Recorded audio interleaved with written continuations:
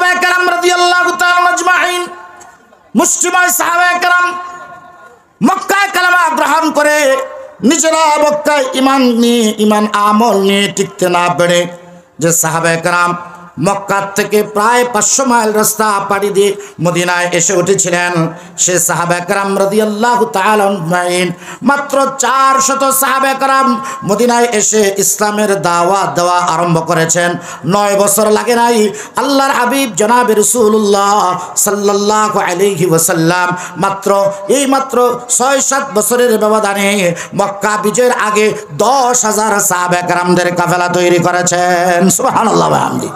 মক্কা বিজয়ের সময় আল্লাহর হাবিব মদিনার থেকে মক্কায় যখন আসেন মক্কা বিজয়ের জন্য, হুজুরের সাথে সাহাবায়ে কেরামদের সৈন্য সংখ্যা ছিল কত হাজার?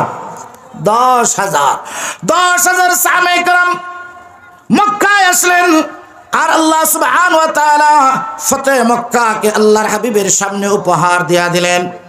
রাসূল করিম সাল্লাল্লাহু আলাইহি ওয়াসাল্লাম মক্কা সহ জাজিরাতুল আরব বিজয় করে নিলেন। সাহাবায়ে কেরাম রাদিয়াল্লাহু তাআলা আজমাইন আরাফার ময়দানে রাসূল করিম সাল্লাল্লাহু আলাইহি ওয়াসাল্লামের জীবনের শেষ হজ, বিদায় হজের ভাষণ আল্লাহর হাবিব যখন জাবালে রহমতের উপরে দাঁড়িয়ে সাহাবায়ে কেরামদের সামনে বক্তৃতা করছিলেন, যে সাহাবায়ে কেরাম মক্কার মাটিতে দারুল আরকামে আরকাম ইবনে আরকাম রাদিয়াল্লাহু তাআলা আনহুর ঘরে দারুল আরকামে যে সাহাবায়ে কেরামের সাহাবায়ে কেরামদের সংখ্যা ছিল মাত্র 10 জন। ওই সাহাবায়ে কেরাম থেকে আজ আরাফার ময়দানে আল্লাহর নবীর সাহাবায়ে কেরামদের সাহাবায়ে কেরামদের সংখ্যা 100 লক্ষের উপরে। যেরকম সুবহানাল্লাহ, 100 লক্ষ সাহাবায়ে কেরাম বিদায় হজের ভাষণে উপস্থিত হয়েছেন। সেই 100 লক্ষ সাহাবায়ে কেরাম রাসূল করিম সাল্লাল্লাহু আলাইহি সাল্লামের ওমিও বাণী শুনে নিলেন। বাল্লিগু আন্নী ওয়ালাউ আয়া, আমার কাছ থেকে তোমরা যদি একটা লাইনও শুনে থাকো, এই লাইনটা পৌঁছে দেওয়ার জন্য, কোরআনের এই আহ্বানটা পৌঁছে দেওয়ার জন্য, আমার এই মুখের শ্রুত বাণী হাদিসটাকে পৌঁছে দেওয়ার জন্য গোটা দুনিয়ার প্রান্তে প্রান্তে ছড়িয়ে পড়ো। সাহাবায়ে কেরাম রাদিয়াল্লাহু তাআলা আজমাইন সারা মক্কা মদিনা খুঁজে 10,000 সাহাবায়ে কেরামদের কবরও খুঁজে পাওয়া যায় না। আর এই 100 লক্ষ সাহাবায়ে কেরাম গোটা পৃথিবীতে আল্লাহর দ্বীনের দাওয়াতের জন্য ছড়িয়ে পড়লেন। সুবহানাল্লাহ ওয়া বিহামদিহি। প্রিয় ভাইরা, ফলশ্রুতিতে খলিফা যখন হলেন হযরত ওমর রাদিয়াল্লাহু তাআলা আনহু, সমুদ্রের এপার পর্যন্ত গোটা আরব দুনিয়া মুসলমানরা শাসন করছে। হযরত আমিরুল মুমিনিন হযরত ওমর ইবনুল খাত্তাব চালেন সমুদ্রের এপার নয়, আরবের উপসাগরীয়গুলো সমুদ্র পাড়ি দিয়া ওপার পর্যন্ত আল্লাহর দ্বীনের পতাকা ওড়াবেন। আল্লাহু আকবার বলেন। সেই সাহাবায়ে কেরাম মক্কার মাটিতে শূন্য হাতে যারা ঘুরত, উহুদের মাঠে শূন্য হাতে যারা লড়াই করতে নেমেছিল, বদরের প্রান্তরে শুকনা খেজুরের ডাল নিয়ে যারা আল্লাহর দ্বীন প্রতিষ্ঠা করার জন্য যারা নেমেছিল, আর সেই সাহাবায়ে কেরাম সমুদ্রের উপর দিয়া ঘোড়া দৌড়িয়ে ওপার পর্যন্ত আল্লাহর দ্বীনের দাওয়াত পৌঁছে দেওয়ার জন্য নেমে পড়লেন। যেরকম সুবহানাল্লাহ। আরব উপদ্বীপের এই সব হযরত আমিরুল মুমিনিন ওমর ইবনুল খাত্তাব রাদিয়াল্লাহু তাআলা আনহু তিনি বিজয় করে ফেললেন। সাহাবায়ে কেরামদের মধ্যে বিশিষ্ট সাহাবী হযরত আমর ইবনুল আস রাদিয়াল্লাহু তাআলা আনহু, তাকে দায়িত্ব দিলেন হযরত ওমর রাদিয়াল্লাহু তাআলা আনহু যে আফ্রিকা বিজয় করবে। এখন আরবের এই সাগর আফ্রিকা পৌঁছার জন্য সামনে বিশাল সাগর পড়ছে, বিশাল নদী পড়ছে, এই নদী পার হইয়া ওপারে যাইতে হবে। হযরত আমর ইবনুল আস রাদিয়াল্লাহু তাআলা আনহু সহ সাহাবায়ে কেরাম বলেন, আমরা যখন প্রায় 6,000-এর অধিক এক সাহাবায়ে কেরামের বাহিনী নিয়ে আমরা চলে আসলাম কাদেসিয়ার যুদ্ধের পরে বাহরাইনে আক্রমণ করার জন্য। নদী পারাপার ওপারে বিশাল আফ্রিকার বাহিনী ছিল, এপারে আমরা এসে দেখি যে সমুদ্র পারাপারের মতো কোনো ব্যবস্থা নেই, সমস্ত ব্যবস্থা কাফেররা দখল করে ওপারে চলে গেছে। এখন মাঝখানে এক উত্তাল খরস্রোতা নদী, এই নদী পার হয়ে ওপারে আমাদেরকে দিন বিজয়ের জন্য যাইতে হবে, কিন্তু এই নদী পার হওয়ার কোনো ব্যবস্থা নাই।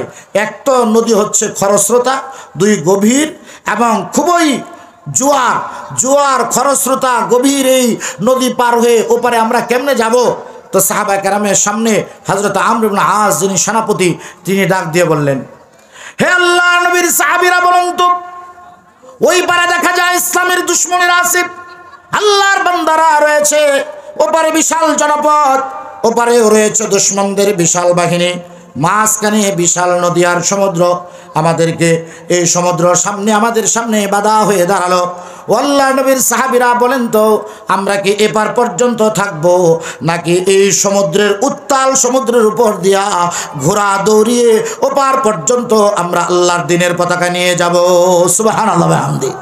হযরত আমর ইবনে আস যখন এই কথা বললেন, তো আল্লাহর নবীর সাহাবা কেরাম যারা উপস্থিত ছিলেন এবং মুসলিম সৈন্য যারা ছিলেন, তারা এক বাক্যে বললেন, আল্লাহর কসম, এই বিশাল সমুদ্র আমাদেরকে বাধা দিয়ে আটকাতে পারবে না।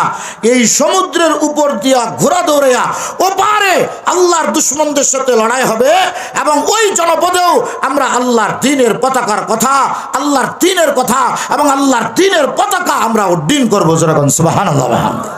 প্রিয় ভাইয়েরা, হযরত আমর ইবনে আস বলেন, তাহলে ঠিক আছে, আল্লাহু আকবার বলেন, আমরা সমুদ্রের উপর দিয়া ঘোড়া চালাবো, কেউ পিছন ফিরে তাকাবে না।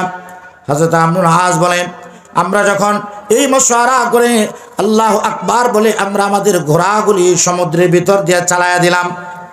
সমুদ্র তো একেবারে খরস্রোতা নদী, গভীর খরস্রোতা নদী। ঘোড়াগুলি, মুসলমান সৈন্যদের ঘোড়াগুলি এই খরস্রোতা নদীর সাথে তারা তাল মিলিয়ে সাঁতার কাটতে লাগলো। সাহাবায়ে কেরাম বলেন, আমরা দেখতে লাগলাম খরস্রোতা হওয়ার কারণে আমাদের ঘোড়াগুলো ঠিকমতো সাঁতার কেটে সামনে আগাইতে পারতেছিল না, অগ্রসর হতে পারতেছিল না। কিন্তু আমরা বড় আশ্চর্য হলাম, আমাদের ঘোড়াগুলি যখন পানির মধ্যে সাঁতার কাটতে কাটতে ক্লান্ত হয়ে যেত, আমরা দেখতে পেতাম অটোমেটিকভাবে আমাদের এই ঘোড়াগুলো বিশ্রামের জন্য এই গভীর সমুদ্রের ভিতরেই ঘোড়ার পায়ের নিচে আল্লাহ পাকের সাহায্যতে ঘোড়ার পায়ের নিচে শক্ত মাটি আর জমিন হয়ে যেত। সুবহানাল্লাহ। ওই ফিরআউনের বাহিনী বনী ইসরাইলের জন্য আল্লাহ তাআলা কি লোহিত সাগর, এই যে পানি সরাইয়া দিয়া রাস্তা করে দিলেন। আর এই উম্মতের মুজাহিদিন সাহাবায়ে কেরামদের জন্য আল্লাহ সুবহানাহু ওয়া তাআলা সমুদ্রের মাঝখানে ঘোড়ার পায়ের নিচে ঘোড়াদের বিশ্রামের জন্য শক্ত জমিন বানায় দিলেন। যেরকম সুবহানাল্লাহ। ওপারে যে ইসলামের দুশমনরা আছে, কাফের বাহিনী আছে, তারা দেখে এটা আবার কোন জাতি? জীবনে তো এমন জাতি দেখি নাই যে ঘোড়া নিয়ে সমুদ্রের মধ্যে নেমে পড়ে আর ঘোড়ার সাথে সমুদ্র পার হয়ে যায়। এটা তো বড় আশ্চর্য কথা, এটা তো বড় আশ্চর্য ব্যাপার। সাহাবায়ে কেরাম বলেন, এই দৃশ্য যখন কাফেররা ওপার থেকে বিশাল সৈন্য বাহিনী তারা দেখেছে, আমাদের এই বিশাল বাহিনী সমুদ্রের উপর দিয়েই সাঁতার কাটতে কাটতে মুসলমান সৈন্যরা যখন তাকবীর ধ্বনি দিতে দিতে রওনা হয়ে গেল, ওপারে বিশাল বাহিনী এই দৃশ্য দেখে লড়াই করবে তো দূরের কথা, অন্তরের মধ্যে এমন ভয় জাগ্রত হলো, যুদ্ধের চিন্তা বাদ দিয়া সমুদ্রের ওপার থেকে ভেগে গিয়েছে। আল্লাহু আকবার।